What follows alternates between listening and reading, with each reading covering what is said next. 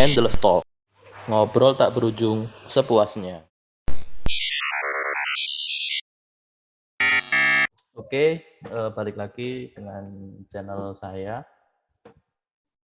Nama saya Rinasa Gistianugrah. Di sini ada tamu kita bernama Dwi Trianto. Dia bekerja di PT Hino atau PT apa ya? Namanya itu, saya lupa ya.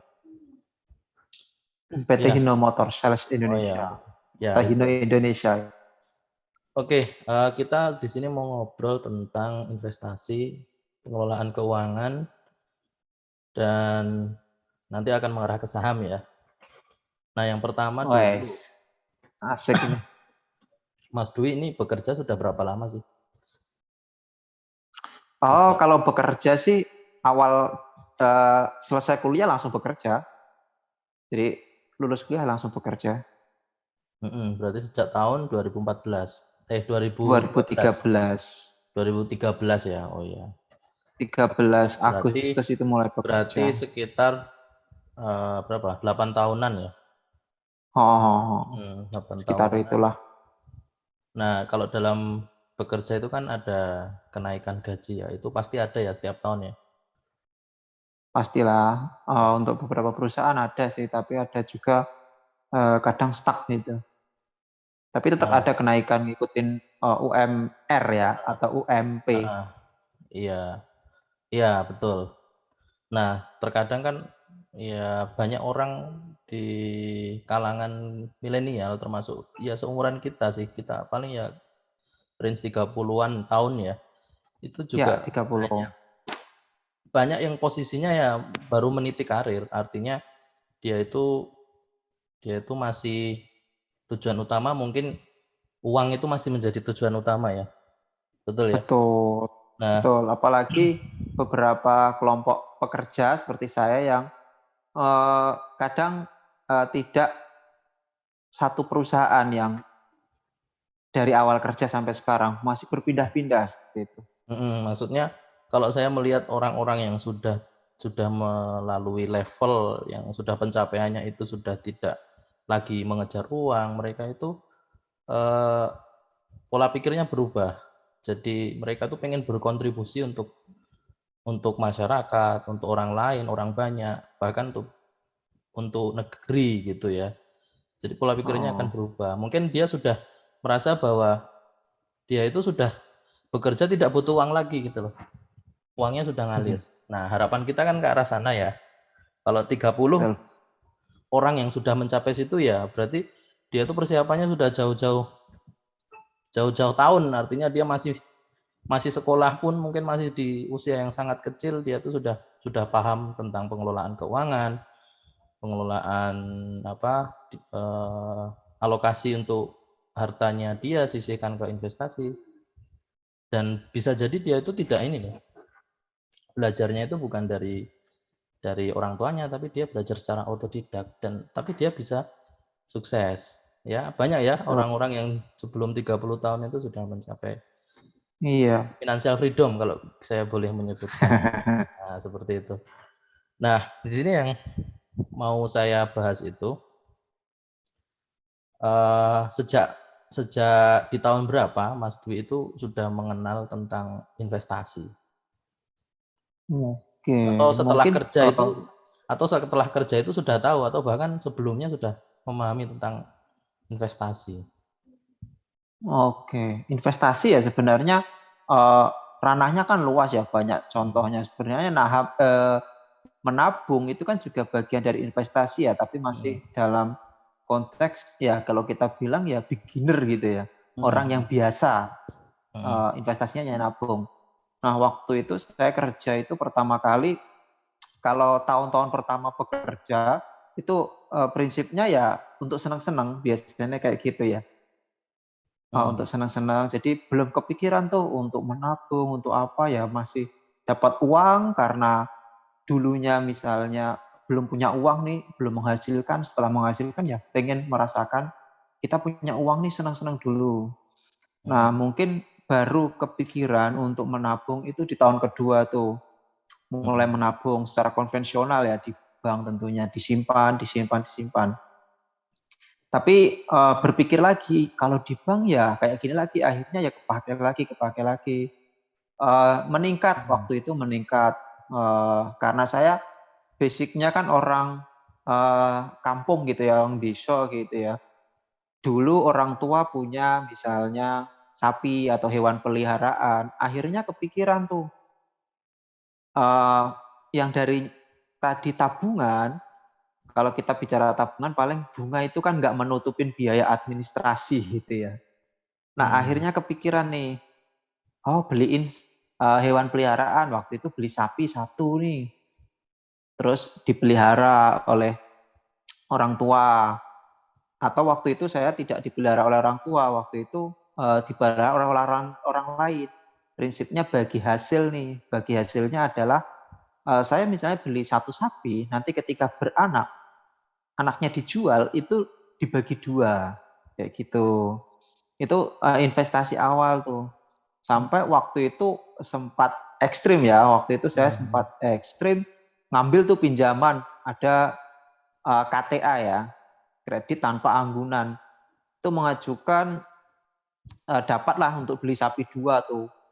Nah, jadi tiap bulan saya ngangsur itu. Jadi tingkat investasinya meningkat seperti itu.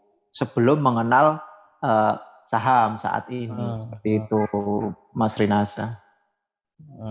Ya. Nah, terus mengenal sahamnya waktu sudah bekerja atau? Ya, meningkat lagi. Tadi kan bertahap ya. Tiap tahun itu ada sesuatu yang dipikirkan. Ini mau bagaimana lagi nih?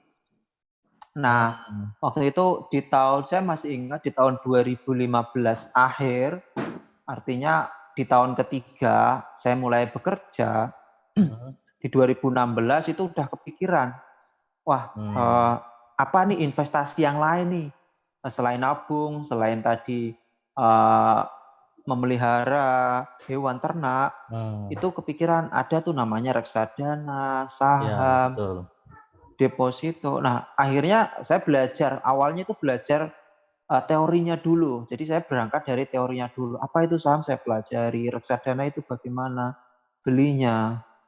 Nah, karena waktu itu belum semudah sekarang ya untuk bikin rekening saham. Itu masih bertanya-tanya bagaimana nih. Apalagi waktu itu kerja saya berarti 2016 ya, mulai beli saham 2016. Mulai kepikiran. Oh, belum, masih kepikiran ya. Belum. Beli sahamnya berarti di tahun berikutnya ya. Di 2017. Terrealisasi aku di 2018 akhir. Oh, malah 2 tahun ya. 2 tahun setelah itu waktu ya. Itu iya di luar Jawa. Waktu itu jujur aja informasi masih belum. Dulu di luar Jawa ya? Ya, saya di Kalimantan waktu itu. Jadi kebetulan saya di Kalimantan dan di area tambang, sehingga pertama sinyal sangat susah. Jadi belajar itu sistemnya kayak misalnya malam nih, kita nyari sinyal, kemudian kita save tuh hasil browsing kita save untuk dibaca pagi harinya. Jadi nggak bisa langsung real time kayak sekarang gitu. Masalahnya di sana sih. Berarti sejak 2018 sudah ada aplikasi ya? Bukan, maksudnya aplikasi perusahaan sekuritas yang bisa kita akses melalui handphone kita atau belum ya saat itu? Betul. Oh, sudah ya? 2018 sudah mengenal tuh. Waktu itu kan nyari brokernya apa saja sih, broker. Nah, biayanya kan masih tinggi semua tuh waktu di 2018 tuh. Biaya pembukaan masih tinggi, kemudian syarat-syaratnya itu harus terpenuhinya nggak kayak sekarang. Sekarang itu kan enak, online sehari jadi, online seminggu jadi, kayak gitu ya. Oh, mulainya 2018 ya. Kalau saya tuh ya baru akhirnya baru tahun lalu mulai. Iya, betul. Jadi saya mulainya itu pun waktu itu ada campaign Yuk Nabung Saham ya, dari kan Bursa Efek Indonesia itu kan Yuk Nabung Saham. Jadi dari situ tuh kepikiran untuk nabung saham seperti apa. Karena tadi udah belajar teorinya, diaplikasikan, mulai nabung sedikit, menyisihkan sebagian, penghasilan tuh untuk ditabung. Jadi nabungnya udah tidak di bank lagi tapi di saham. Jadi dalam bentuk misalnya saya beli sahamnya BRI, misalnya dapat 5 lot, dapat berapa lot pun dibeli sesuai dengan kemampuan waktu itu. Oh gitu ya.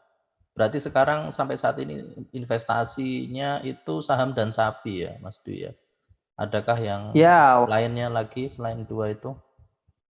di 2020, 2021 ya, itu waktu booming-boomingnya kripto nyoba-nyoba tuh.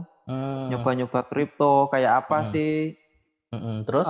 Tapi karena fluktuatifnya tinggi banget, tidak sesuai dalam artian tingkat resiko kita nggak sesuai. Ya, Akhirnya terus? balik Nggak jadi. lagi fokus ke saham aja deh yang Berarti saat fokus itu sudah saham yang nyoba. resikonya nggak terlalu tinggi tuh. Berarti saat itu sudah nyoba nyoba transaksi terus kemudian dijual.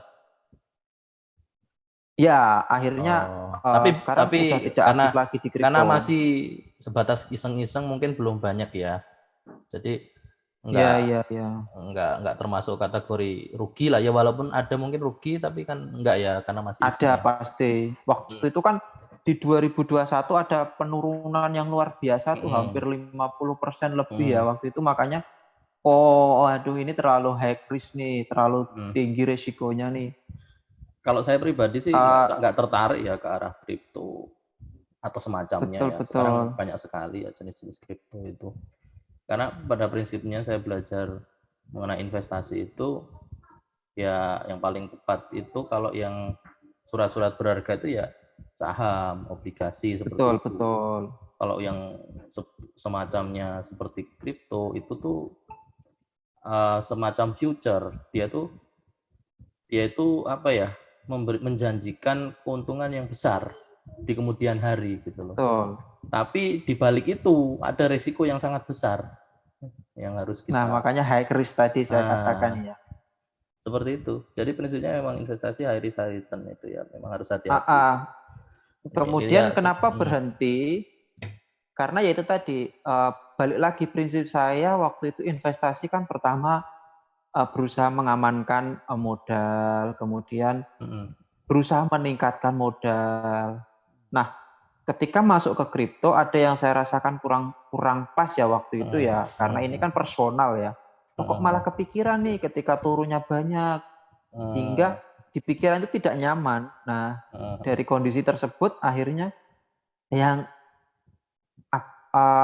tujuan awal saya malah nggak kecapai nih. Kita berusaha untuk mengamankan modal, meningkatkan modal, mendapatkan perasaan aman dari financial freedom, malah nggak didapat nih, malah kepikiran. Akhirnya ya udahlah balik lagi ke yang bisa kita terima tadi, makanya yang bisa kita terima. Gitu. Oh, itu berdasarkan pemikiran sendiri ya, maksudnya tidak Iya. Tidak buka YouTube atau cari-cari mentor. Ini sebenarnya baik enggak sih untuk kedepannya gitu, punya mentor apa? Iya, betul. Kalau mentor sendiri? Ya tentunya autodidak semua ya dari YouTube. Tapi kan juga cari-cari YouTube juga ya. Pasti belajar itu, baca YouTube itu udah pasti ya. Karena balik lagi saya pribadi pasti referensi itu harus tahu dulu baru masuk gitu ya. Sebenarnya dari awal memang udah tahu nih high risk, tapi kalau belum mencoba kan belum merasakan gitu ya. Kalau saya sih pernah baca, punya referensi juga, bukunya Robert Kiyosaki, itu menurut saya bagus sih itu kalau kita ambil intisarinya. Pernah baca belum bukunya? Kalau saya belum. Dan bukunya tentang bukunya judulnya Rich Dad and Poor Dad itu ya. Iya. Coba nanti tak tunjukin kalau ini ada di sini nih, di sini. Itu baru 70% sih, tapi sudah mulai nangkep maksudnya.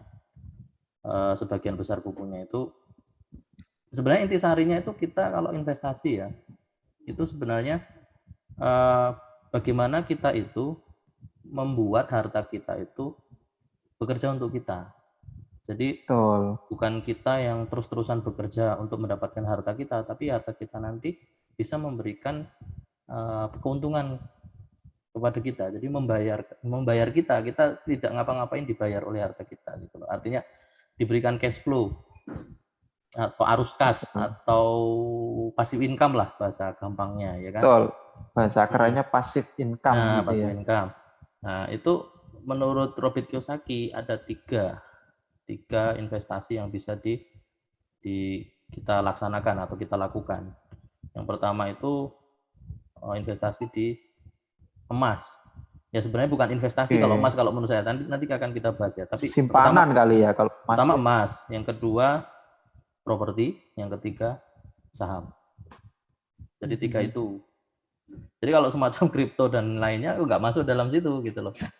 Itu kalau menurut Robert Kiyosaki. Nah, kembali yang tadi ya ke emas. Kalau emas itu menurut saya itu kalau investasi kan pengertiannya kan ada kita itu mengambil keuntungan ya, margin keuntungan lah dari yang kita tanamkan. Tapi kalau emas itu sebenarnya tidak untung kalau menurut saya ya. Tapi juga hanya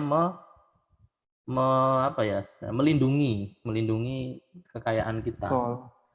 Atau namanya kan safe haven ya. Safe haven. Karena dia zero inflation atau inflasinya itu ya mengikuti inflasi yang ada saat ini gitu. Artinya dari dulu sampai sekarang sekian gram itu ya nilainya akan sama. Dan besok beberapa tahun dan seterusnya itu akan nilainya akan sama ketika ditukarkan dalam rupiah gitu ya, dalam bentuk uang maksud saya. Nah, jadi sebenarnya itu juga penting kalau menurut saya. Nah, Mas Dwi di emas juga enggak? Oh, kalau saya enggak, kalau Mas. Enggak ya? Enggak. Ada alasan khusus kenapa enggak? Ya itu tadi setelah baca referensi, balik lagi tadi kan tujuan awalnya kan pengen meningkatkan modal itu tadi ya, pengen mendapatkan tambahan penghasilan dari modal yang kita punya nih. Nah, karena Mas tadi pergerakannya seperti itu, jadi nggak cocok nih untuk investasi bagi saya pribadi. Seperti itu, makanya saya tidak ngambil ke sana. Oh iya. Kalau saya sih emas itu biar hatinya tenang dulu, karena dari tiga itu sih kalau properti jelas mahal harganya, belum mampu. Kalau misalkan baru aja kita kerja langsung beli properti kan belum mampu. Pasti kalau mampu pun harus hutang, ya kan? Ya. Nah, seperti itu. Kalau emas kan dari yang ukuran berapa sekarang kan banyak kepingan kecil itu bisa 0,5 tuh bisa mulai. Tapi kalau saya pribadi nggak mulai dari yang kepingan kecil. Kalau saya lebih suka yang beli yang 5 atau 10 gram. Karena kalau terlalu kecil nanti harga per gramnya itu jadi lebih mahal. Betul. Nah, semakin besar kepingannya semakin murah harga per gramnya. Tetapi kalau belinya di atas 10 gram, 25 gram gitu ya. Di atas 10 gram kan 25 gram. Nggak ada yang di bawahnya 25 gram kan ya. Nah, jadinya kalau 25 gram kita beli terlalu besar. Misalkan nih, kalau saya kan beli emas tuh nggak untuk dijual kembali, Mas. Tapi disimpan, kalau kita butuh dana mendesak, kepepet, nah kita gadai. Tentunya kalau saya memilih, memilih yang pegadaiannya itu yang berprinsip syariah ya. Biar barokah katanya Ustadz saya seperti itu. Jadi kalau sebisa mungkin harta kita itu diarahkan ke yang syariah seperti itu. Nah, ini baru membahas yang emas dulu karena kan saya mau sharing di sini tentang emas. Karena Mas Dwi enggak ya. Nah, jadi bertahap sih emas itu. Jadi enggak langsung pokoknya tiap bulan saya harus beli. Ya enggak gitu juga karena kan belum tentu juga dananya bisa untuk beli emas tiap bulan kan.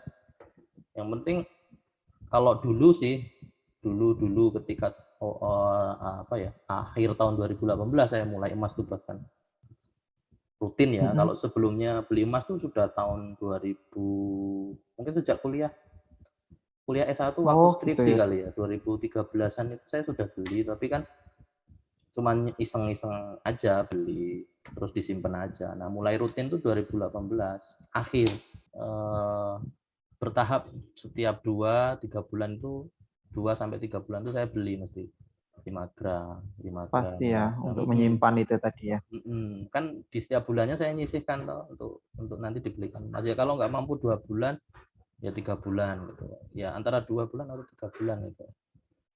5 gram, 5 Periode gram, 5 gram terus ya. pembeliannya ya.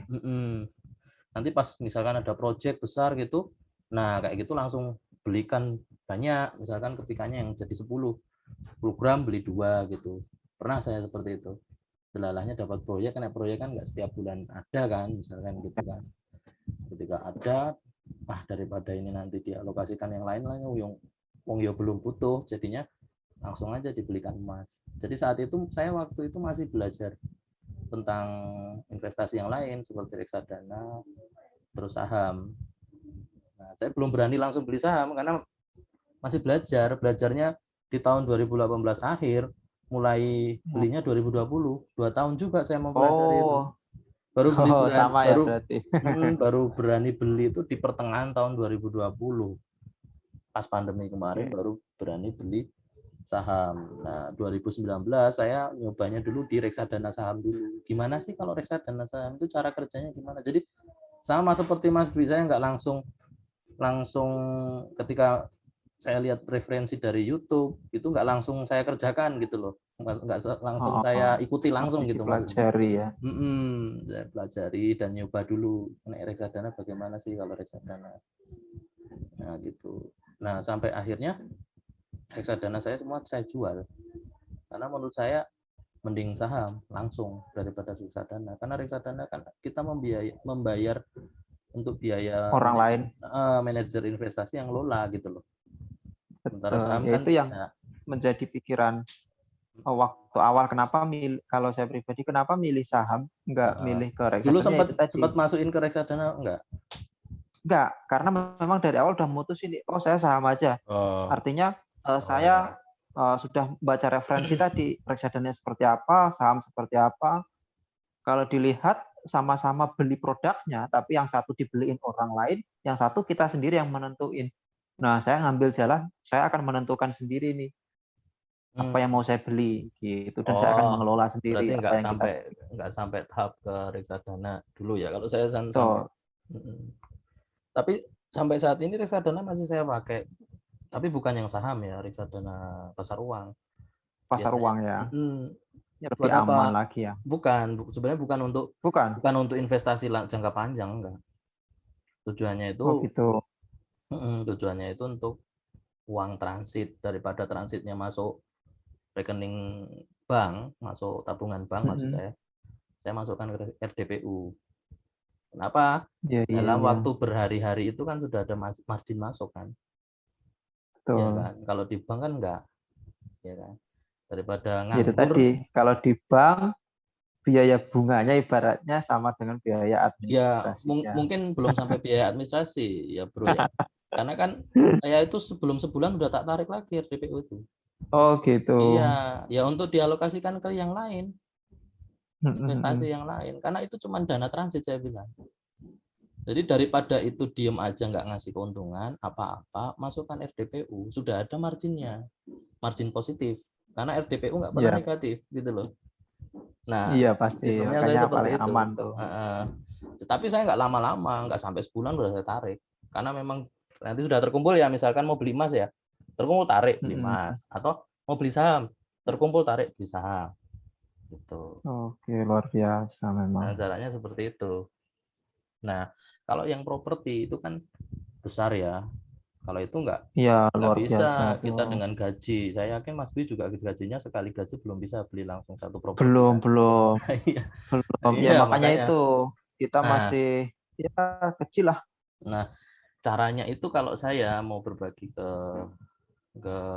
apa Mas Dwi dan teman-teman itu, Bagaimana tuh? ya cara saya menabung emas yang kontinu itu sebenarnya nanti endingnya ditujukan untuk beli properti. Oh gitu Iya, ya. kenapa? Karena emas kan zero inflasi, ya kan? Ketika nanti kita kan Iya, betul. nggak kerasa 5 gram atau 10 gram, 10 gram, 10 gram. Ternyata sih kita sudah punya, misalkan suatu saat kita punya 100 gram atau lebih.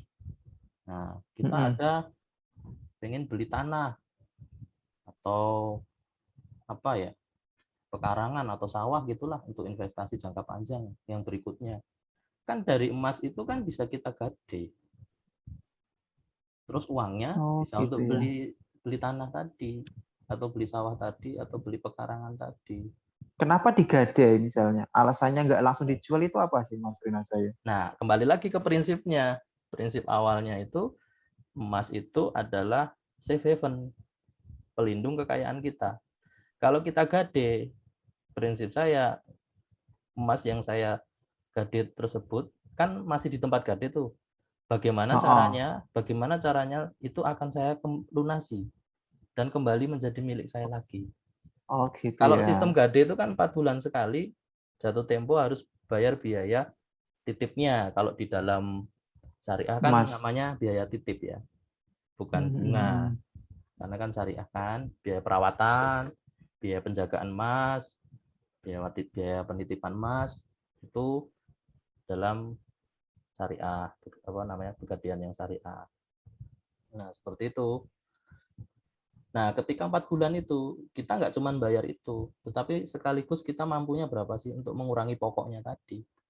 Oh, gitu ya. Ya, lama-kelamaan kalau kita seperti itu, terus lunas nanti emas kita kembali ke kita. Akhirnya masih Iya, masih utuh dan iya, sudah dapat yang tadi kita tanah. beli. Iya, tanah Oh, juga gitu.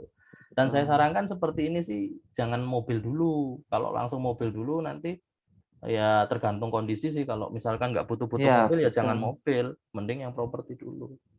Iyalah karena mobil Ya, barang terdepresi ya Bro, kalau kita nilainya. lihat kan banyak orang yang mesti ketika dia sudah naik gaji gitu pengen beli mobil, ya kan? Betul. Kalaupun belum belum mobil ya pengen beli motor baru yang keren gitu ya. Banyak kan teman-teman Mas Dwi, banyak nggak yang Pasti, pasti. di sekeliling kayak gitu ya? Pasti. Teman-teman saya juga Apalagi udah banyak. dapat Mm-mm, platform dari perusahaan karena perusahaan kan punya mm-mm, platform pinjaman untuk mm-mm, pengambilan kendaraan roda 4. mm-mm. Jadi pasti itu diambil. Iya, padahal kan menurut saya ya kalau misalkan dia punya keluarga, anak, istri gitu dan mereka tuh mobilitasnya tinggi, ya beli mobil nggak masalah asalkan mobilnya itu yang sesuai dengan kebutuhan, sesuai dengan harga yang cocok buat buat mereka itu loh, nggak usah yang mungkin nggak baru, yang harganya juga Betul.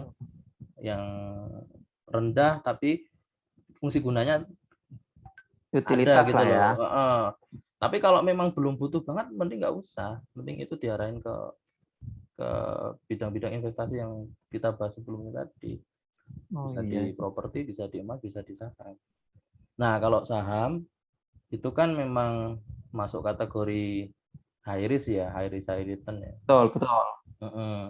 Kalau kita memang portofolio kita jenis atau tipikal kita itu orang yang high risk high return, ya mungkin lebih fokus di saham aja atau sahamnya yang prosentasenya lebih besar juga nggak apa-apa itu loh, tanpa harus emas, ya kan bro? Betul. Itu Jadi bisa tergantung kita balik lagi ya tergantung. profil tadi resiko kita ya. Kita berani menanggung resiko kira-kira misalnya mengalami kerugian ini berapa persen sih? Saya kuatnya itu kan namanya profil Profil. resiko kita. Nah, saham termasuk salah satu yang punya profil resiko itu besar Nah, di ilmu investasi itu. nah kayak Mas Dwi ini kan berarti profil risikonya tinggi kan, masuk kategori yang tinggi. Kalau Ya, saya itu udah lebih diputuskan di awal tuh. kalau saya tuh lebih ke konservatif. Kadang kalau lebih meningkat ya paling sampai moderat. Tapi saya lebih banyak ke konservatif. Lebih mending untung kecil, tapi kalau bisa sih nggak rugi gitu loh. Tipikalnya kayak gitu saya. Betul-betul. Setiap orang Kalau punya tipikal masing-masing ya. Jadi mm-mm, nggak harus mengikuti orang lain. Jadi kita tahu mm, diri kita dulu nih sebelum kita melakukan investasi. ya. Nah, tadi kan kita sempat ngomentari yang mobil, beli mobil itu ya. Kalau mobil itu kan eh, nilai jualnya kan pasti menurun. Ya, Tapi banyak depresi tadi mengalami mm, penurunan. tapi banyak teman saya, bukan teman kantor sih, teman di luar, teman main. Saya tanya itu kalau misalkan kaitannya sama mobil, handphone gitu ya, barang-barang mewah yang lainnya, mereka itu ngomong itu merupakan investasi. Padahal menurut saya, ya enggak lah. Dari mana investasinya? Segi investasinya tuh dilihat dari mananya. Loh kan ini sudah saya pakai. Terus habis itu saya jual nilainya nggak turun-turun amat gitu loh. Nah, terus saya kasih tahu, bro, kalau kamu bilang kayak gitu, itu namanya bukan investasi. Investasi itu yang memiliki capital gain naik dan juga memberikan cash flow atau memberikan, kalau di saham namanya dividen ya. Mungkin nanti kita bahas juga itu. Ya, betul. Nah, kalau bisa yang kayak gitu tuh investasi, minimal ada capital gain-nya lah. Lah, kalau kamu beli HP, mana kasih dividen? Enggak. Mana dia ada capital gain-nya naik? Enggak, turun juga kan. Tapi dia tuh tetap ngotot bahwa kalau dia make itu dia untung gitu loh. Dihitung dalam keuntungan. Nah, padahal kan make itu kan nggak masuk dalam perhitungan portofolio kita gitu loh. Setuju nggak Mas Dwi? Setuju sih. Iya. Nah, Nggak bisa diperhitungkan sisi makanya pekerjaan itu keuntungannya seberapa persen. makanya kan saya menyimpulkan bahwa teman-teman yang ketika naik gaji ada kesempatan untuk beli mobil, ya atau beli handphone mahal, ya mereka ngambil kesempatan itu karena mereka masih menganggap bahwa mobil, handphone itu investasi. Gitu kalau menurut saya. Bisa dijual lagi dengan harga yang nggak turun-turun banget. Itu pemikiran mereka. Toh saya juga udah make kok kan gitu. Saya udah untung gitu loh, menurut mereka tuh kayak gitu. Tapi kalau saya enggak Betul. gitu loh. Sampai saat ini saya nggak punya mobil. Mobil dari orang tua aja kalau mau pergi pinjem. Gitu. Karena lebih fokus yang tadi ya. Kalau kalau Kebutuhan. banyak teman-teman kantor bilang, kamu kok nggak beli mobil, kenapa sih? Rumahmu kan ya lumayan 30 menitan ya dari sini, ya lumayan jauh, dia nggak tahu kalau 30 menit, tapi saya jawab ya 30 menitan sih kalau dari kampus. Ya kok nggak beli mobil, kan kamu ya dapat ini dapat itu, kok nggak dibeli lah. Emang kalau misalkan dapat ini itu harus beli mobil kan? Saya kembalikan Betul. seperti itu gitu loh. Ya tergantung pilihannya orang masing-masing gitu loh. Berarti kan kalau saya menilai banyak orang itu yang pola pemikiran keuangannya, pengelolaan keuangannya seperti itu gitu loh. Ketika ada uang lebih, mumpung ada nih, saya beli gitu loh. Betul. Daripada hilang kesempatan. Takutnya besok-besok nggak bisa beli lagi loh. Padahal kalau kita investasi, kan untuk jangka panjang juga. Supaya besok tuh beli mudah, beli yang lain mudah juga gitu. Dan kehidupan kita, keuangan kita maksud saya, itu akan lebih mudah karena disokong oleh investasi kita. Gimana kalau orang ngebayangin misalkan kita tidur-tidur aja, tapi kita bisa dapat uang minimal 1 bulan pengeluaran kita tiap bulannya. Kan lebih enak, lebih bisa aman kitanya gitu loh. Iya, luar Ibaratnya biasa kerja itu. nggak kerja kan, ya dapat uang Dibayar. seperti gaji kita gitu loh. Ya kan berarti gaji kita double. Lah nanti kalau Iya, financial freedom 3 kali uang itu datang ke kita, 3 kali lipatnya maksud saya, 3 kali lipatnya uang itu datang ke kita tanpa kita harus bekerja. Kan enak toh kalau seperti itu. Baru tuh beli mobil silahkan, ya toh, handphone yang mahal silahkan gitu kan.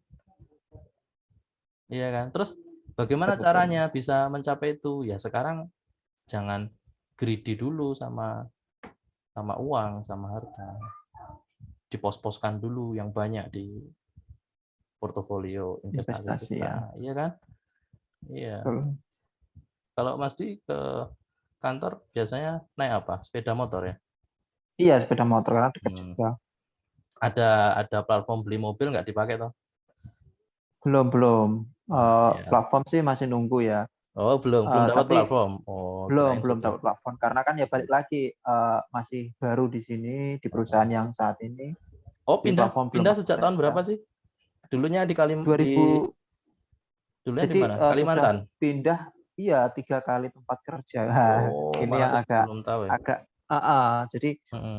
sebenarnya kalau teman terkait dengan pekerjaan sih paling bagus memang meniti karir ya dari satu perusahaan ya terusin aja gitu. Mm-mm. Tapi ya balik lagi tipe orang kan ada yang pengen coba yang ini, mencoba yang itu, dan Mm-mm. beberapa kondisi yang nggak memungkinkan untuk di satu posisi gitu ya di satu perusahaan, makanya harus pindah nih. Mhm mhm. Nah, yang di sini baru 2 tahun, Mmm, jalan 3 nih. mhm. Oh, jalan 3. Ya mulai dari awal lagi akhirnya.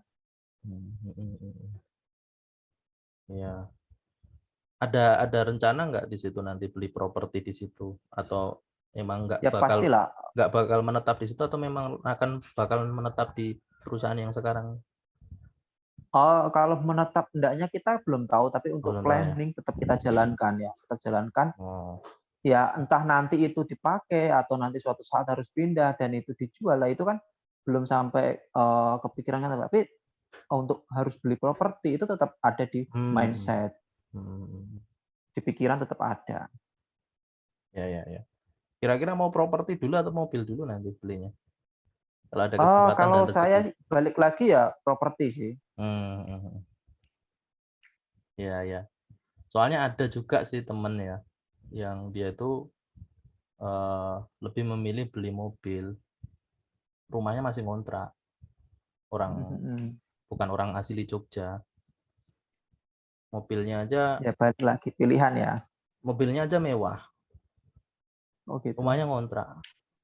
Saya mikir nggak habis pikir maksudnya, kok bisa ya ngono lho, kok bisa seperti Ya, itu? balik lagi ya, preferensi terkait dengan pribadi masing-masing sih. Ya Tapi kalau kalau misalkan mobilnya itu diberi properti, uangnya dibelikan untuk properti itu bisa dapat rumah yang dapat gede, Bro. Iya. Lah mobil mewah sekarang kisaran berapa sih? 400, 500 Ah, itu kurang mewah, ini mobilnya lebih mewah kurang mewah lagi. ya? Heeh, 700, 800 jutaan lah. Oh, luar Lah biasa kalau kalau untuk itu. beli beli rumah kan sudah rumah yang Langsung lumayan jadi kan di Jogja lah. iya, Ya kan, rumah yang sudah lumayan ya gede gitu loh. betul, 3 kamar mesti dapat toh, ya kan? pasti. Mhm. Apalagi di Jogja ya. Dia punya keluarga, punya anak, punya punya istri, punya anak. Kok malah rumahnya ngontrak dulu, yang penting beli mobil dulu. Kok aneh gitu loh pemikirannya. Bisa kayak gitu. Makanya makanya saya bilang banyak sekali orang itu yang nggak melek investasi. Mungkin saya belum survei berapa sih sebenarnya persentase yang orang yang paham tentang investasi itu belum pernah nyari sih. Tapi dugaan saya kok nggak Masih ada kecil nggak ya. ada 10%. Ini baru dugaan. Tapi kalau memang saya salah ya ya bisa jadi salah. Tapi dugaan saya kok nggak sampai 10% orang yang tahu tentang tentang tentang finansial dan investasi itu. Gitu Betul loh. betul. Nah, dan itu perlu kita pelajari terus. Gitu loh. Saya pun juga otodidak, nggak ada pendidikan formal di bidang finansial dan investasi gitu. Cuman saya juga tertarik di bidang itu, mengamati, belajar buku-bukunya apapun saya beli, saya baca, YouTube juga, sumber-sumber referensi lainnya juga saya baca gitu loh. Karena uh, selain penting bagi kita juga, kalau bagi saya pribadi itu passion juga bagi saya gitu. Selain di teknik, mungkin saya orangnya sukanya nyabang ya, yang fokus lempeng satu terus itu ya, tapi kayak nyabangnya ya ditekuni juga, enggak yang pindah lagi gitu, enggak gitu. Dan sepertinya ke depan saya ingin belajar investasi dan finansial secara formal kalau ada kesempatan nanti. Oh gitu. Secara Kursus formal. kali ya mungkin. Bisa jadi diklat nanti dapat sertifikat, kayak pernah dengar CRP bro, CRP, Pernah pernah pernah. CPA ya, Iya. certified CFA, sorry kok CPA, certified financial, CFP, wah salah terus, CFP, certified financial planning, ya, itu kan kayak diklat, terus ada ujian sertifikasi kompetensinya menjadi financial planner kan, atau yang Betul. QWP atau yang lainnya, banyak sih macamnya itu, bisa itu kayak gitu, nggak harus yang berlatar belakang dari finansial, manajemen finansial ataupun akuntansi, nggak harus gitu. Nah, terus kembali lagi ke pengelolaan keuangan ya. Nah, kalau yang megang sendiri di Mas Dwi itu, yang megang keuangan istri atau Mas Dwi ini? Oh, kalau Pengelolaan saya keuangan. tetap ya pengelolaan Mhm, ada di saya, mhm. istri ya sebatas kebutuhan. Oh, iya iya iya. Iya iya, saya Jadi tahu memang ya, sudah heeh, dialokasikan ya setiap misalnya nih heeh, awal bulan ini alokasi ini untuk kebutuhan, ini heeh, untuk misalnya ke orang tua, oh ini misalnya untuk investasi itu udah di mmm, porsinya udah dibagi-bagi nih, makanya udah jelas mhm. Nah, terus dan mhm, prinsipnya sama-sama tahu nih investasinya berapa nih, itu bisa mhm. terkontrol.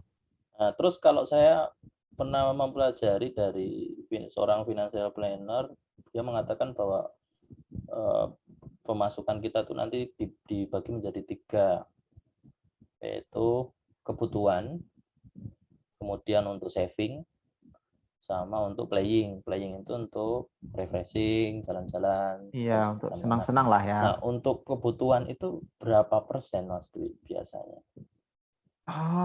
Kebutuhan sih kalau normal ya sebenarnya 40% dari yang kita terima itu sudah cukup kebutuhan ya, Mhm keluarga mhm. ya. Maksimumnya di angka berapa? Berapa persen? Berarti ya sekitar 50 lah kalau 50% ya? maksimum Oh ya. ya, Ya berarti itu udah udah heeh, harus udah tuh untuk bagus, kebutuhan tuh. heeh, udah bagus persentasenya. Untuk saving-nya? Saving ya investasi ya Nah, berarti ya? kalau investasi saya bisa 30% tuh. Berarti yang 20% sisanya ya, yang untuk Ya, lain-lain, heeh. ya untuk lain-lain kebutuhan, Mhm, ya itu tadi misalnya kita mau menyenangkan diri kita lah, itu kan mhm. salah satu hal yang memang harus lah ya, karena kita udah berusaha, ya kayak self reward, untuk reward ke Heeh, betul itu penting keluarga, itu kan penting itu, memang heeh, ya harus lah. heeh, iya, heeh. Iya hampir sama sih. Kalau tapi saya kadang nge-push-nya bisa sampai 60 Mas Dwi. Karena kan Oh gitu. heeh, kalau misalkan uang project semuanya saya masuk ke investasi soalnya.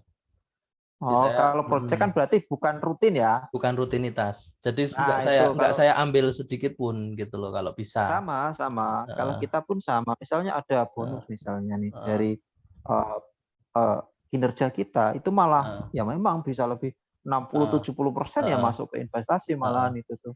Iya maksud saya pemasukan kita dalam setahun lah katakanlah, berarti kan Mhm mhm, bisa sampai 70% ya, 60 sampai 70% masuk ke investment ya kan? betul. Saya sendiri pun lebih ke sana ya, jadi Heeh, memang betul. saat ini jadi kalau kita sudah, senang investasi, untuk kita boros dalam artian, menghamburkan apa yang kita dapat itu kayak kalau bahasanya Heeh, goeman gitu ya, heeh, sayang gitu. heeh, heeh.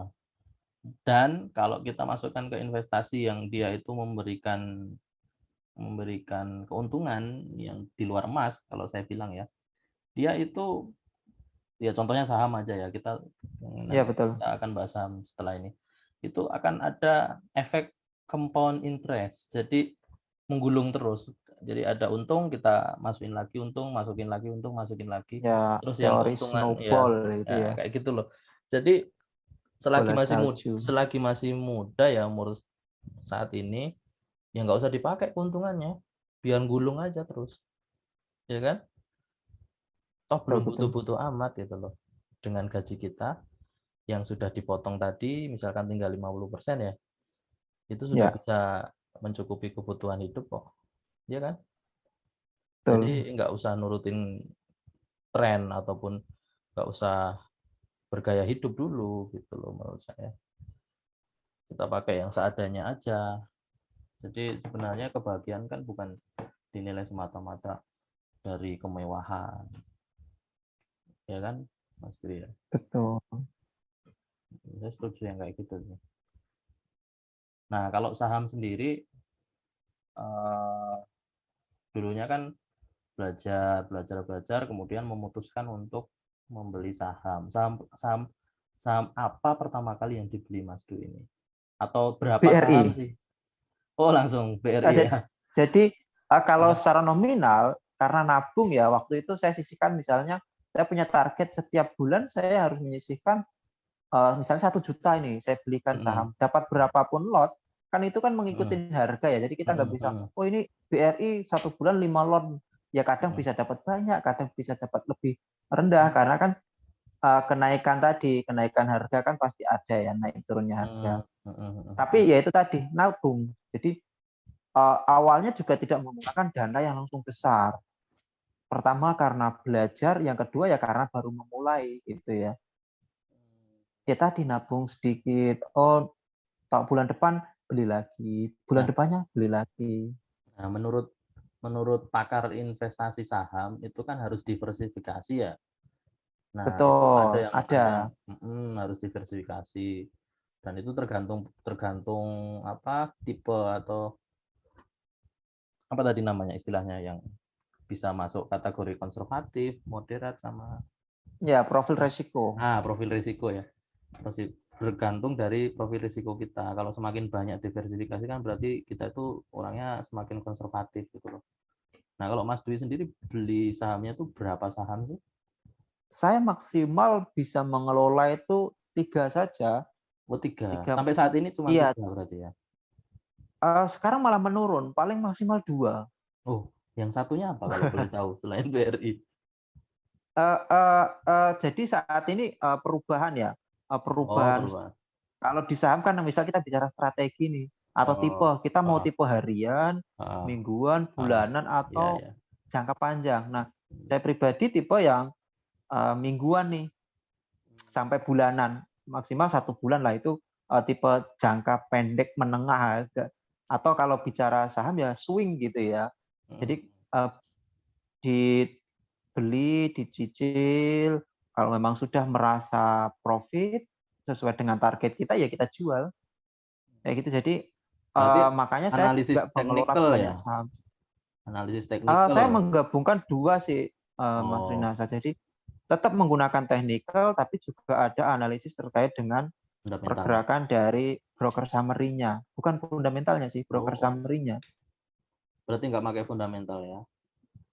Fundamental tetap itu untuk pemilihan utama ya, dalam artian, Hmm. oh ini saham dengan fundamental bagus, oke itu satu misalnya, Untuk kita awalan ya, hanya untuk awalan dulu ya ya. misalnya hanya membeli saham yang di Kompas ataupun LQ LQ45 45. kayak gitu ya. Nah, Pasti itu berarti selalu kan seperti itu batasan ya, ya. Mas Dwi ya. Nggak pernah Iya. beli yang saham di luar, maksudnya saham contoh saham gorengan pernah dibeli nggak?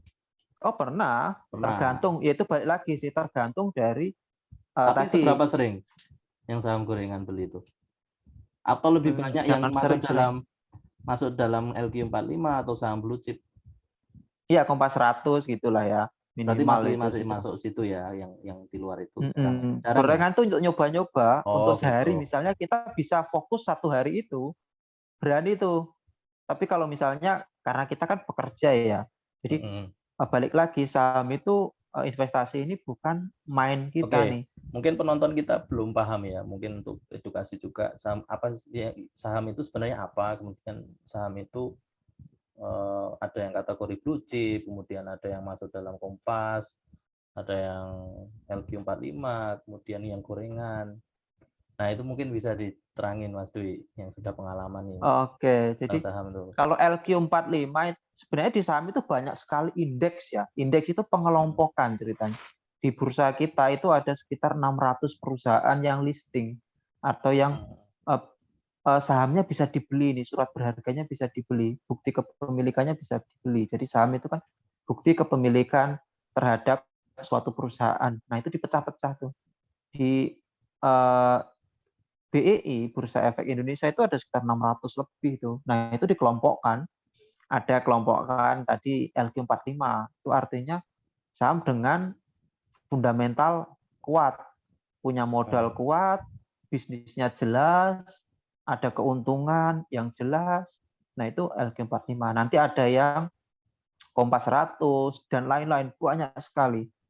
Nah, untuk amannya itu kan tadi fundamental namanya. Analisis fundamental itu berarti memang perusahaan yang benar-benar beroperasi dan profit. Contoh paling mudah kan kita temui misalnya bank, BRI, BCA, BNI, Mandiri. Itu kan Blue kita chip ya, lihat sehari-hari. Itu kelihatan. Atau misalnya saham-saham blue chip. Unilever, produk-produknya kita pakai tuh Unilever. Atau Hmm. Indofood, kita biasa makan Indomie. Itu kan perusahaannya jelas tuh, beroperasi, menghasilkan profit Dan atau long life tambang.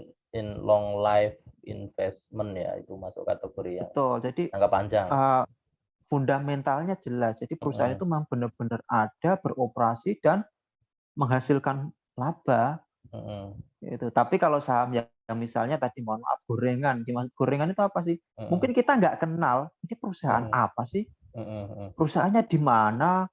Usahanya apa? Tapi tahu-tahu harganya bisa naik turun dengan sangat tinggi, atau kalau kita bicara harga itu volatilitas gitu ya. Misalnya harganya 100 hari ini, besok bisa 150, bisa sampai 200.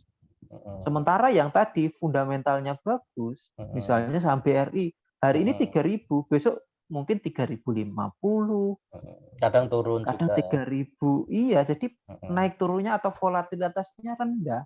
Kalau kita bicara persentase mungkin baru naik cuma 1%, 2% itu udah Intervalnya bagus. ya, Tapi kalau yang intervalnya nggak jauh ya di angka nggak itu. jauh.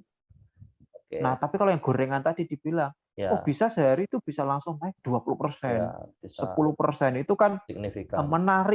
menarik kita. Wah, aku kalau beli ini, kalau sekali untung, wah ini luar biasa. Nah, itu dikatakan gorengan itu volatilitas harga tinggi. Ketika turun ya bisa anjlok beneran ya. Iya, makanya plus minus bisa sampai tadi 10%, 20%, plus minus ya. Jadi ada kalanya harga itu naik, ada kalanya harga turun. Itu sudah pasti. Nah, seperti Mas Dwi ini kan modelnya yang swing, kemudian yang berpindah ya, berpindah antar saham ya. Nah, berarti lebih mengutamakan keuntungan dari capital gain-nya berarti ya. Betul. Sebenarnya bukan juga sih, karena gini, prinsipnya dividen itu akan dibagikan minimal setahun sekali. Kita bisa beli kalau sudah mendekati waktunya. Misalnya, itu kan ada periodenya. Oh, April misalnya, ini contoh, bulan April nanti ada pembagian dividen nih, atau kalau kita bicara musim dividen gitu ya. Ya udah, kita ikuti saja beberapa perusahaan yang sudah dikatakan high dividen, high yield-nya tinggi nih. Artinya pembagian dividennya tinggi. Misalnya kalau di tambang batubara itu ada ITMG, Indo Tambang Megah. Itu satu lembarnya misalnya dapat 1.000. Nah, itu berarti ya kita nabung aja. Mendekati bulan-bulan musim dividen, ya kita beli saja. Kayak gitu. Selain nanti ada kenaikan harga, capital gain, juga nanti akhirnya dapat dividen gain. Biasanya saya seperti itu. Kalau mendekati musim dividen ya. Tapi bisa jadi bergeser kan itu pembagian dividen. Atau bahkan malah tidak dibayarkan sama sekali kan bisa. Iya. Berarti bisa makanya meleset kan juga kita, ya. Enggak. Kita kan sekarang informasi itu kan keterbukaannya jelas. Misalnya ITMG akan membagikan saham di bulan Desember. Itu bulan November atau Oktober itu sudah jelas, sudah ada rumor. Sudah ada informasi 1 bulan sebelumnya itu pun biasanya sudah ada. Dan karena nanti ada RPS. Ya? 100% jelas dibagikan kalau sudah seperti itu ya. Betul. Nah, nanti kan ada pengumuman RUPS kan, rapat umum pemegang saham. Nanti di situ kan nanti pasti ada berita kalau atau ringkasan. RUPS gitu, Mas Dwi datang ke ininya enggak? Rapatnya itu kalau enggak? kita retail atau enggak ya harus? bicara, enggak harus. Kita enggak hanya kalau mau datang itu, kalau retail itu menyertakan namanya, kayak mengumpulkan. Oh, ini suara saya nih dikumpulkan ke salah satu pihak yang akan mewakili. Enggak apa-apa. Enggak, maksudnya enggak mengurangi dividennya yang kita dapat juga kan? Kalau enggak ikut berkontribusi juga enggak apa-apa ya. RUPS itu kan kayak kita pemungutan suara ceritanya kayak betul. Jadi kalau misalnya artinya kita abaikan enggak masalah. Wong kita juga akhirnya dapat dividen juga kok kan gitu. Betul. Karena yang menentukan sebenarnya pemegang pengendali lah ya. Jadi di setiap perusahaan itu ada pengendalinya. Istilahnya apa? Saya pernah dengar tuh, kok saya lupa mau nyebut. Orang yang pengendali sahamnya. Biasanya sih kan bukan orang ya. Kalau perusahaan sudah menjadi perusahaan juga. Jadi dalam perusahaan itu sudah perusahaan ada yang menginvestkan ke perusahaan gitu ya. Ya, pengendali perusahaan. Jadi misalnya contoh nih. Mayoritas bukan sih istilahnya? Saham mayoritas. Ya, mayoritas. Pemegang saham mayoritas itu pengendali. Biasanya di atas 50% kepemilikannya. Jadi ada sebuah perusahaan yang dia itu berkecimpung di dunia investasi dan dia membeli sahamnya perusahaan lain kan gitu ya. Betul. Misalnya contoh paling Atau ya mudah nggak ya harus Lipo. investasi juga ya sebenarnya. Perusahaan bebas Ya, pun bisa membeli juga. perusahaan bebas. Ini karena kan eh, pasar saham kan memang bebas ya dijual untuk siapapun ya. Betul. Nah, tapi orang itu juga kadang masih awam tentang saham ya, takut kalau itu nanti apa namanya riba lah atau haram lah atau bagaimana karena Betul wujudnya betul. nggak ada gitu ya. Nah itu kalau Oke, tapi menurut Mas kalau Dwi bicara gimana? halal haram, Mm, secara kita kan mengikuti Majelis Ulama Indonesia ya. mm. Kalau secara Islam ya, Ya kita acuannya ke ngikutinya ke situ. sana nih Mm, sebagai acuan. Nah, di sana sudah dikatakan bahwa saham itu halal. mm, Teman-teman bisa nyari referensinya banyak sekali. Searching mm, aja terkait dengan halal haram mm. Itu bagi saham menurut MUI. mungkin ya yang menurut MUI itu yang masuk kategori syariah atau nggak mesti syariah juga Mas Dwi? Oh gini, nanti di saham itu ada dua pembagian lagi, saham yang Oh, konvensional dan saham yang syariah. syariah. Nah, kalau Oh ya. kita mau lebih lagi, misalnya, oh saya pengennya yang syariah, benar-benar syariah, Nah ya itu udah seperti kita saya itu. masuk ke saham yang memang benar-benar indeks syariah. Nah, dibagi Ya. lagi itu saham Nah, konvensional, biasanya saham syariah. saya cari listnya yang masuk kategori syariah. Itu yang saya beli Mas Dwi. Betul. Saham Karena saya syariah. berguru juga sama teman saya di kantor itu ada yang memang bidangnya syariah. Ya saya tanya-tanya gini Betul gini betul. gini ya semua tergantung pilihan orang, tapi dia menjelaskan bahwa kenapa milih syariah supaya kita itu mendapatkan barokahnya karena Barokah ya, kita kan orang yang muslim ya.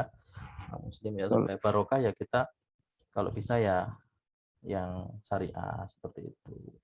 Oke, Ya itu balik lagi ke personal lah ya. personal. Tapi secara Walaupun umum saham secara itu halal. ya ini secara personal karena ini cuma sharing aja. Ya walaupun sebenarnya kita itu kalau mau nabung apa rekening kita pun kalau yang di syariah kadang kita juga punya rekening yang konvensional gitu loh. Karena mungkin Betul. Itu satu sudah nggak bisa kelepas ya. ya karena mungkin satu fasilitasnya ya. Fasilitasnya kita memang nyari yang ada di yang konvensional itu yang mungkin karena syariah itu sekarang baru merger jadi satu kesatuan di Indonesia itu syariah itu kan mungkin masih tahap perkembangan gitu ya jadi belum setahap Betul. itu tapi nanti suatu saat kalau memang itu sudah ini seperti yang konvensional yang saya pakai ya saya akan beralih ke sana gitu Oke, balik lagi ke pribadi pribadi masing-masing ya. Jadi, masing-masing. ada kalanya kita pengen yang benar-benar syariah, ya udah kita ikutin saham yang memang indeks saham syariah itu sudah ada indeksnya lagi. Jadi balik lagi pengelompokannya sudah ada. Jadi nggak usah khawatir. Iya tergantung personalnya juga nah terus eh, adakah saham yang di hold Mas Dwi maksudnya yang nggak pindah ada yang satu saham Ah, atau dua saham atau berapa enggak. nggak selalu Balik pindah lagi ya. karena tipe saya saat ini ya. Dulu awal-awal memang saya hold bisa sampai ke 1 tahun tuh, atau beberapa bulan lebih lah. Kalau sekarang maksimal 1 bulan, untung ya udah kita jual untuk nyari saham yang lain. Seperti itu. Iya iya berarti Makanya memang tadi ada analisa teknikal tadi. Beberapa saya menggunakan analisa teknikal, misalnya pakai stochastic slow nih. Kalau memang sudah mencapai titik atas, ada kemungkinan turun. Ketika turun ya udah, ini sudah waktunya untuk dijual. Jadi analisa itu untuk kayak entry point ya dan exit point gitu aja sih. nah, kalau saya lebih ke jangka panjang Mas Dwi. Betul, Jadi betul. saya Banyak nyari tipe ya kita ya. karena memang eh, saya nggak memposisikan saya jadi trader sih. Jadi saya lebih ke udah saya beli saya hold dalam jangka waktu panjang. Jadi mau dia turun ya nggak peduli, mau dia naik ya nggak di ini juga hiraukan. Yang penting kan Betul, betul. kita kalau saya fokusnya ke dividennya. seperti itu. Betul. Jadi kalau misalnya seperti Mas Rinasa ini kan paling bagus nyari perusahaan dengan dividen Yang yield stabil paling tinggi. dan yang stabil juga. Karena kan ada indeksnya sendiri, balik lagi ada pengelompokan. Jadi di bursa itu sebenarnya kita sudah dimudahkan tuh. Oh ini kelompok perusahaan yang biasa selama misalnya 2 tahun, 3 tahun terakhir itu memberikan dividen tinggi. Dividen tinggi berapa? Misalnya 7% nih tiap tahunnya dari harga saat ini misalnya. Atau kalau gampangannya, setiap laba perusahaan itu kalau kita alokasi 100% bisa 70% digunakan untuk bagi dividen. Nah, itu berarti dividennya tinggi itu. Biasanya perusahaan tambang itu dividennya tinggi. Rata-rata orang konservatif milihnya yang gitu ya. Maksudnya mending saya ambil yang dividen, saya nggak hiraukan capital gain-nya, asalkan dia fundamentalnya bagus, kan dalam jangka waktu panjang pun dia bakalan naik. Ya, tapi kan betul, dapat dua. Di hold terus tapi sebenarnya. Tapi nanti akan Betul, dapat dua. dirasakan manfaatnya jangka panjang, 15-20 tahun Betul. lagi kan. Sebenarnya nggak sampai 15-2 tahun ya Mas Rinasa. Mungkin 1 tahun kita sebenarnya udah kerasa sih, dalam artian ada nih misalnya beli awal tahun, nanti di akhir tahun pasti sudah ada kenaikan. Kemudian nanti dapat juga ketika musim dividen, dapat dividen. Ya, kayak gitu sih. Jadi itu balik lagi kalau ke profil risikonya orang sih sebenarnya. Kalau saya sih kalau bisa beli saham ya nggak tak otak-atik, biarin aja 10 tahun lagi. Nanti kalau saya 10 tahun lagi saya lihat ternyata udah segini ya, mau diambil ya silahkan gitu loh. Mau disimpan lagi, di-hold lagi terus nanti sampai berikutnya ya nggak apa-apa. Mungkin bisa jadi anak cucu kita nanti untuk kita bagikan ke mereka gitu loh. Tapi mungkin kalau setelah saya belajar, mungkin dulu awal-awal pemikiran saya juga kayak gitu nih Mas Hasan.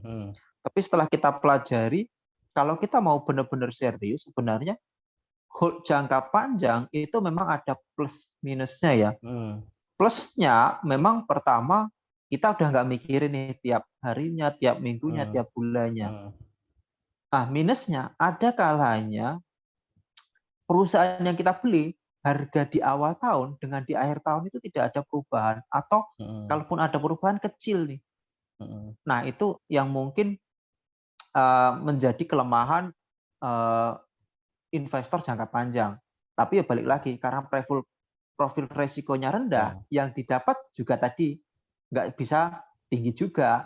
Kalau mau dapat tinggi, berarti profil resikonya tinggikan juga gitu. Nah, karena kan saya prinsipnya diversifikasi yang tadi ya, 3 saya sebutkan tadi ya, jadi nggak semuanya masuk saham. Kalau yang memang orang-orang yang memang sudah fokus ke saham dan dia modelnya yang jangka pendek atau jangka menengah, mungkin akan beda lagi pola pikirnya dengan saya. Kalau saya kan tidak 100% uang yang saya alokasikan ke investasi masuk saham. Masalahnya seperti itu. Jadi kalau saya ngoyo pun, ya dalam tanda kutip saya ngoyo masukkan ke saham, untung saya pun nggak sebesar yang orang fokus 100% masuk ke saham. Jadi mending saya biarin aja gitu loh. Karena target saya ke depan nanti yang mau saya dapatkan keuntungan lebih itu dari properti. Karena properti itu ternyata bisa kayak saham juga, dua. Capital gain sama dividen. Cuman di sini namanya bukan dividen, tapi rental income namanya. Oh gitu ya. Ketika kita rentalkan properti kita sewakan, propertinya banyak, semuanya disewakan, ada pajaknya, yang bayar ya dari uang yang disewakan. Rental tadi ya. Dan kita masih dapat keuntungan. Gitu loh. Iya. Nah, makanya ya itu tadi. Situ. Jadi saham kalau juga, dilihat, tapi persentasenya akan lebih besar situ nanti. Gitu. Kalau kita bicara saham ini berarti antara saya nih dan Mas Rinasa nih dua sisi yang berbeda. Jadi ketika saya jangka pendek, Mas Rinasa jangka panjang. Dan fungsinya juga beda. Ya, benar. Jadi tujuannya mungkin yang mendengarkan ini mungkin akhirnya nanti suatu saat bisa menentukan ya.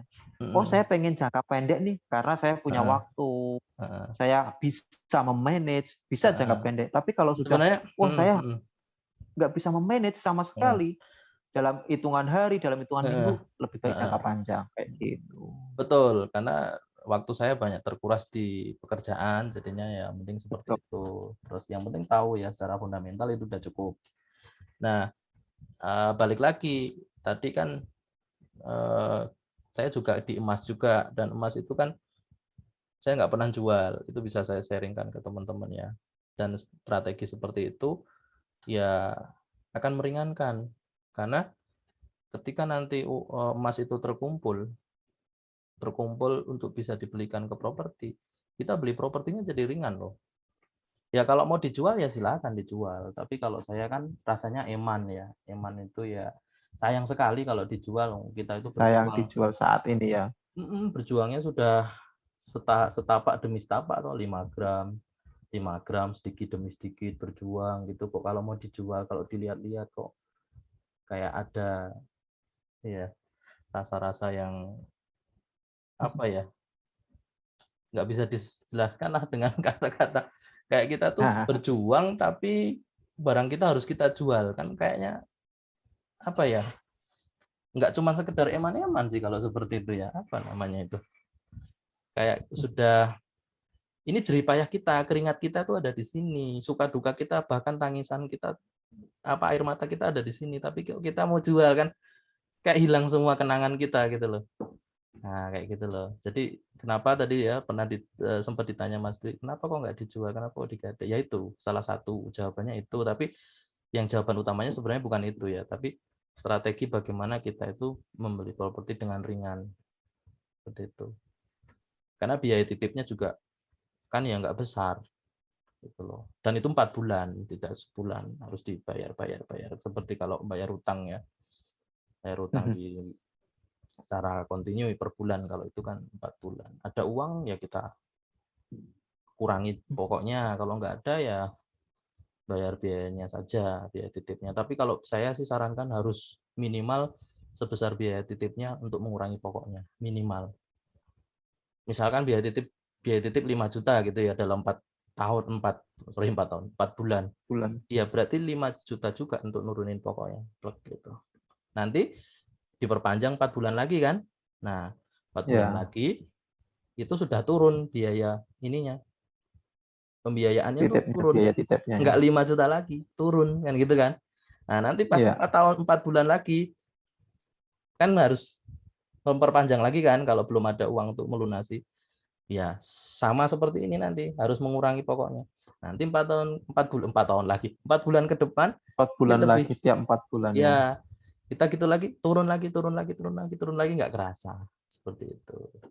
Itu sebenarnya teknik itu disampaikan oleh siapa namanya dulu ya. Dulu saya pernah ikut seminarnya beliau, luar biasa sih orangnya. Namanya belakangnya Kustandar namanya tuh. Dia ahli tentang emas.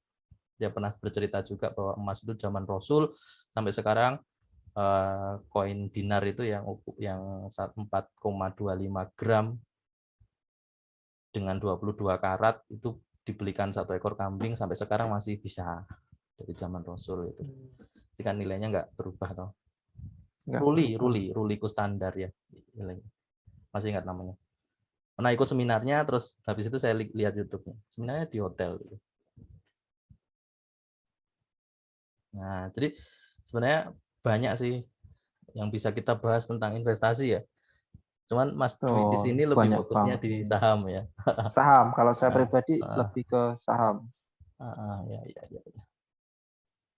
Nah, dari saham sendiri eh, keuntungan dari apa namanya swing saham itu menurut Mas Dwi sudah melampaui belum dengan pekerjaan apa maksudnya dengan income dari pekerjaannya Mas Dwi itu atau masih setengahnya atau berapa itu Oh, kalau melampaui sih belum ya, mungkin belum ya setengahnya ya. Jadi setengahnya kadang juga gini, ya eh, anggap aja gini ya, gambaran mudahnya. Kita punya uang 5 juta nih. Mhm, Kemudian kita swing. Swing itu tadi hitungannya hari, minggu, sampai bulan. mhm, mhm, Maksimal 1 bulan atau 2 bulan. mhm. Anggap aja kita eh, dalam 1 bulan itu dapat 10% saja lah dari keuntungan. Berarti kan kita tinggal mengalihkan 10% dari modal kita 5 juta. Oh, berarti kan sekitar 500-an lah ya kalau Mas saya nggak salah Mas Rina saya. Mhm, mhm. 10%-nya. Jadi anggap aja saya punya uang 5 juta nih. Ketika saya masukkan saham dalam 1 bulan, saya bisa menunggu dia naik mendapatkan nilai 10%. Entah itu nanti saya eh, beli beberapa saham ataupun satu saham, itu kan keuntungannya udah jelas. Makanya kalau swing itu biasanya kita udah punya target.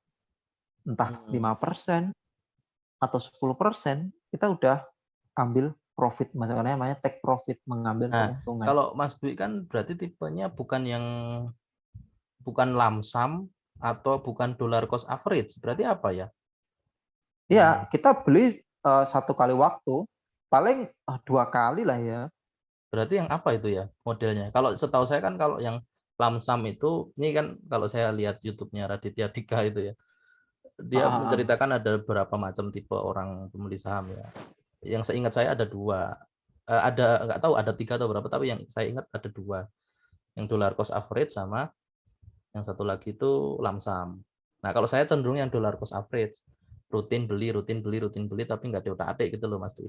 Ya, itu kayak awal Nah, saya dulu nabung heeh, saham lah ya, heeh. bahasa mudahnya. Kalau saya punya teman akrab, teman main, ya dulu sempat satu sekolah juga.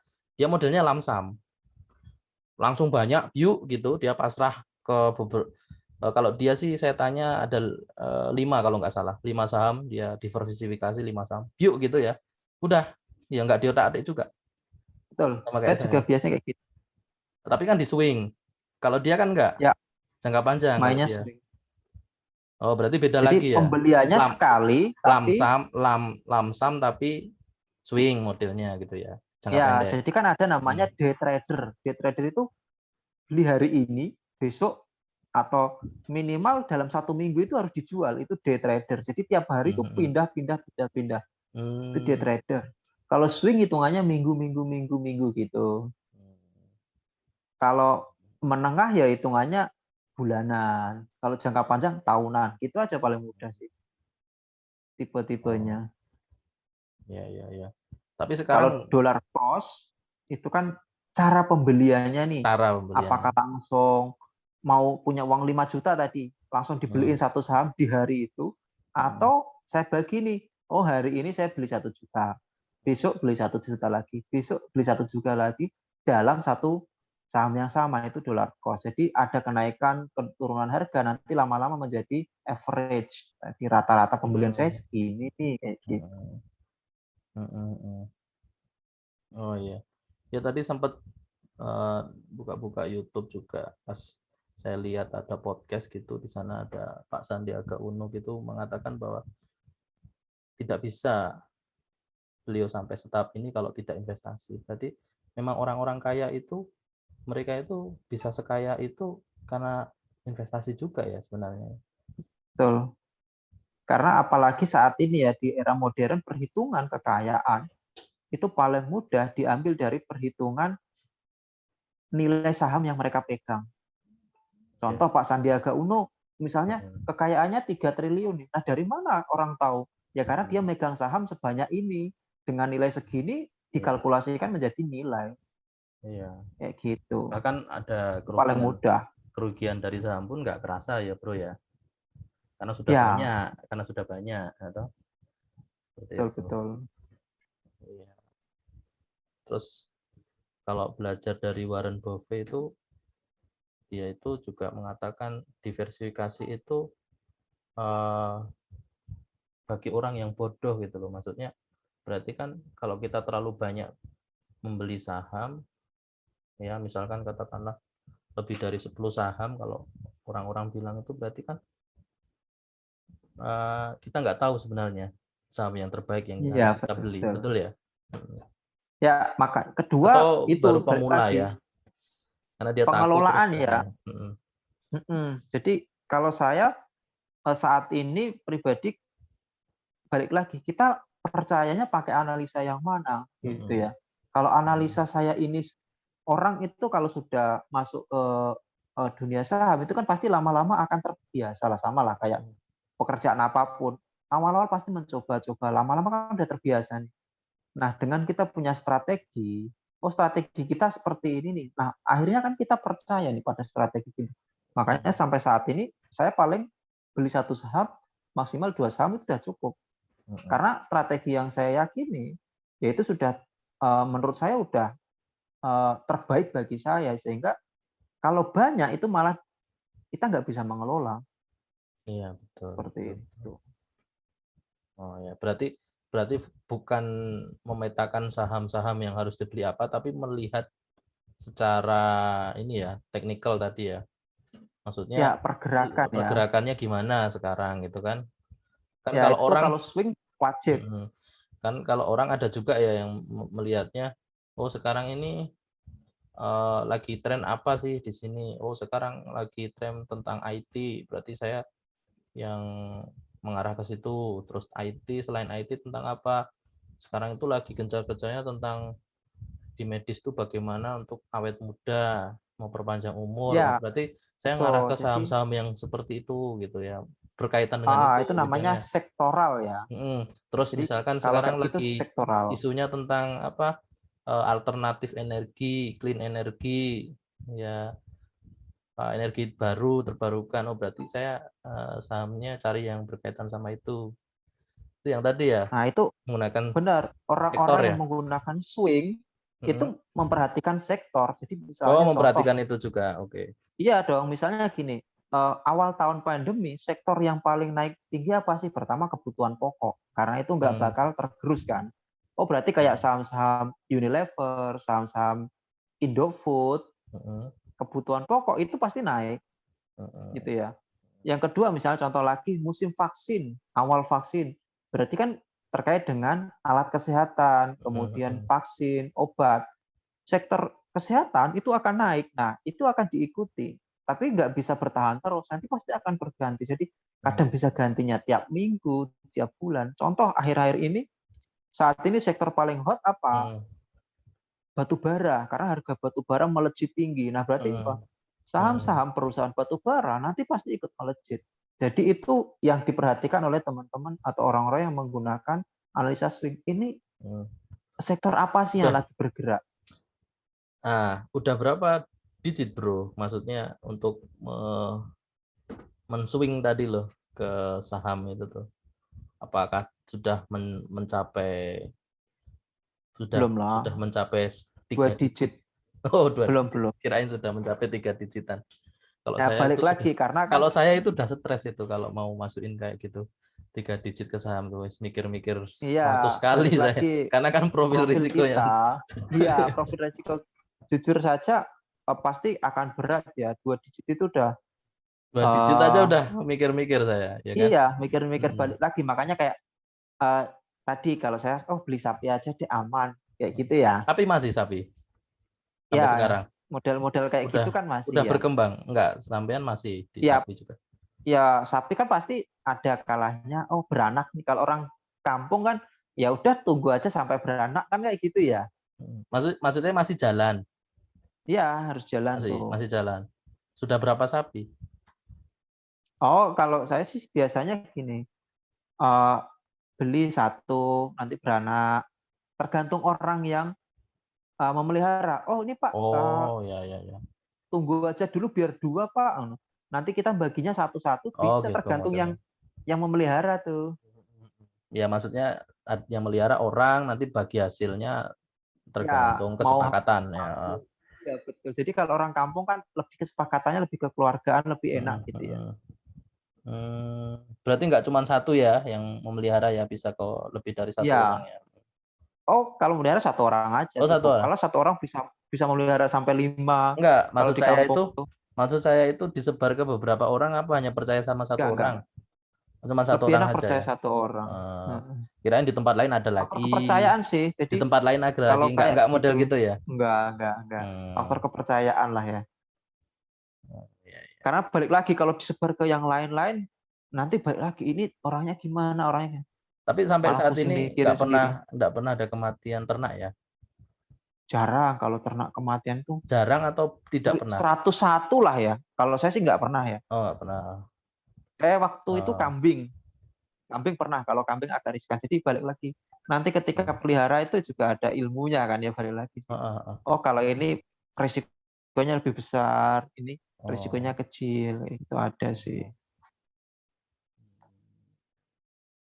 Tapi sudah pernah dimanfaatkan belum dari keuntungan dari Ya ternak pastilah. tadi? Maksudnya pemanfaatan keuntungannya itu apakah dimasukkan ke portofolio investasi lagi Oh bukan, atau bukan. kebutuhan? Kebutuhan. Lebih Ap- ke untuk kesenangan ya, tadi self reward. hmm, Oh, bukan kayak tadi nih untuk misalnya contoh, dibelikan sapi lagi? Bukan belum, juga belum, ya? belum Oh, sampai belum. ke sana. Oh, Jadi misalnya kita butuh oke. apa nih, ya udah kita ngambil dari keuntungan itu aja. Gitu ya. Gitu sih. Oh, ya, ya, ya. Ya, sip, sip. Ada anu juga nambah-nambah pengetahuan juga tentang itu ya, ternak sapi ya. Nanti kapan-kapan kita ngobrol juga tentang itu. Tapi sampai saat ini saya belum tertarik sih di hewan. Ya balik lagi Ya, karena lingkungan kita, besarnya kita, beda. gimana itu mempengaruhi kita lah ya. Oh iya, ini kan bentar lagi Desember. Nah, Desember tuh banyak orang bilang kalau di saham itu Windows dressing gitu ya. Wah iya Tuh ya. benar-benar. Windows dressing Windows dressing gitu ya. itu nanti akan banyak saham yang naik. Betul nggak sih? Isunya seperti itu. Nah, Jadi iya. Karena melihat tren dari tahun ke tahun kan mereka sebenarnya bisa mengatakan seperti itu. Datanya itu kan. betul. Nah, itu Tapi ya balik lagi kayak gini nih. Eh, paling mudah memahami Windows dressing kalau bagi saya pribadi, setiap akhir tahun eh, itu kan orang atau perusahaan kan berusaha mempercantik diri gitu ya. Kalau di saham ya mempercantik diri bagaimana? Menaikkan harga biar kelihatannya bagus. Atau hmm, ini biasanya kebutuhan malah di reksadana nih. ya, Reksadana itu kan untuk mendapatkan daya tarik itu kan harus ada imbal hasil yang tinggi. Sementara mereka menanamkan pada saham sehingga mereka berusaha memperbaiki portofolio dengan apa? Menjaga harga saham itu agar tetap di atas atau tinggi gitu ya. Makanya cenderung sampai akhir tahun itu nanti harganya dipertahankan untuk tetap cantik. Cantiknya bagaimana? Ya harganya tinggi. Makanya pasti ada kenaikan harga. Nah, terus pola Tapi ya para investor biasanya gimana itu kalau ketika di Windows dressing? Apakah mereka langsung berbondong-bondong menjual sahamnya atau bukan dong. dia malah ngehold? Uh, polanya kan menghold. Hmm. Tapi ini nggak selalu menjadi menjadi strateginya ya. Kalau bicara strategi balik lagi. Nah, kalau kita bicara Windows dressing, berarti kan ada modal besar yang harus dipakai itu. Modal besar itu berarti kan ada inflow. Jadi money inflow, uang yang masuk. Makanya saya pribadi biasanya menggunakan broker summary. Broker summary itu bisa memperlihatkan broker atau sekuritas ini membeli berapa jumlahnya sih, jumlah amount-nya, jumlah lot sahamnya, itu akan kelihatan. Ibaratnya paling mudah gini, ibaratnya orang yang punya modal besar itu paus nih, ikan paus. Nah kita yang punya modal kecil itu ikan teri. Untuk kita aman, ya kita ikut aja alur dari paus itu kemana. Jangan di depannya biar nggak kemakan, atau jangan di belakangnya biar nggak kena ekornya. Ya udah ikutin aja di bawahnya. Nah, itu ada banyak strategi. Jadi misalnya strategi yang kita gunakan bagaimana? Ikutin arus dana besar itu mengalir kemana, ke saham apa, ikutin saja. Sehingga ketika itu masuk, ya Berarti kita ikut masuk. harus sering-sering mantau berita, sering-sering baca berita ya berarti ya. Bukan berita. Kalau saya sih broker summary tadi, bukan beritanya Oh ya. ya, Kalau broker berita kan, summary. Oke, oke. broker summary itu di setiap sekuritas itu menampilkan setiap, Ya. sekarang real time ya, sekarang real time. Jadi market berjalan, itu kelihatan siapa nih yang beli banyak, atau siapa yang jual banyak, itu kan kelihatan. Oh kalau lagi banyak yang beli, anggap aja pausnya beli nih, satu broker beli banyak, ya kita ikutin saja, kita masuk. Suatu saat dia keluar keluar itu berarti jual banyak. Ya Hmm. kita ikut jualan, gitu aja. Itu sebenarnya simpel Oh. ya, Cara tapi ya simpelnya itu harus ngekor dulu ya. konsisten. Ngekor Betul. dulu ya. Itu paling aman. Nah, paling aman lagi sebenarnya apa? Di bursa itu ada namanya asing sama lokal. Hmm. Jadi investor asing dan investor lokal. Kalau saya lebih sering ikutin aja investor asing. Kenapa? Karena investor asing dananya lebih besar. Nah, itu strategi lagi. Jadi ketika asing beli banyak pada saham tersebut, anggap saja asing itu paus, saya ikutin pausnya. Kayak gitu sih Mas Rinasa. Jadi itu lebih aman bagi saya. Nah, asing itu rata-rata, investor asing rata-rata mainnya di saham-saham yang besar. Dalam artian yaitu tadi indeks LQ45, Kompas 100. Artinya perusahaan-perusahaan yang kapitalisasi pasarnya besar. Kayak gitu. Jadi pertama aman, yang kedua ya udah ikutin aja flow-nya mereka seperti apa. Nah, itu dan mereka kadang bisa mainnya harian, tapi rata-rata mingguan. Jadi ketika beli nggak langsung besar tuh, tetap bertahap karena mereka dananya besar. Nggak mungkin langsung nyaplok sehari itu makan, nggak mungkin. Jadi ibarat ikan paus ya makannya pelan-pelan. Nanti akhirnya kan lama-lama naik harga. Kalau mereka merasa cukup, ya akan dijual. Nah, itu kan berarti ada periode untuk jualan. Dan jualannya nggak mungkin sehari. Dikit-dikit dikeluarin, dikit-dikit akhirnya mereka untung, kita pun harapannya untung. Gitu sih. Itu analogi sederhana dan menurut saya bagi pemula, bagi kita kan yang baru setahun, 2 tahun itu anggap aja pemula ya. Itu adalah cara paling aman masuk ke dunia saham. Ikutin modal besar yang masuk. Atau kalau lebih spesifik lagi, ikutin investor asing dengan modal besar yang masuk. Ini udah paling spesifik ya. Kayak gitu. Oke. Banyak sekali ilmu yang bisa didapat ini ya. Terima kasih Bro, udah banyak Siap. pengetahuannya nih.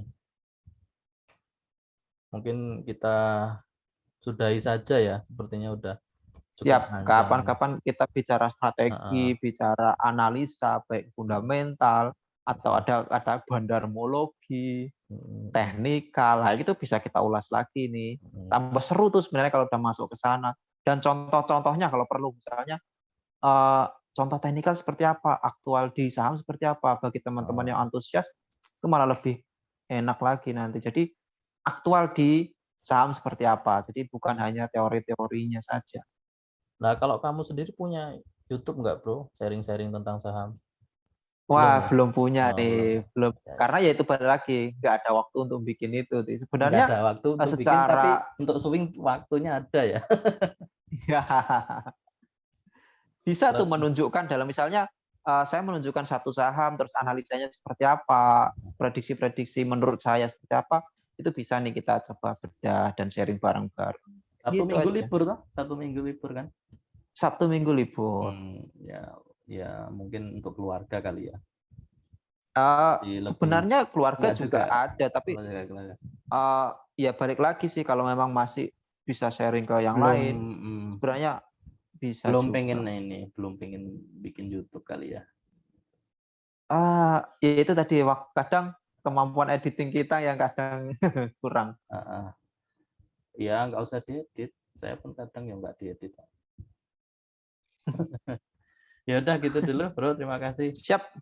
Yuk. Sampai jumpa lagi di Yuk. part-part berikutnya nanti kalau memang ada ya.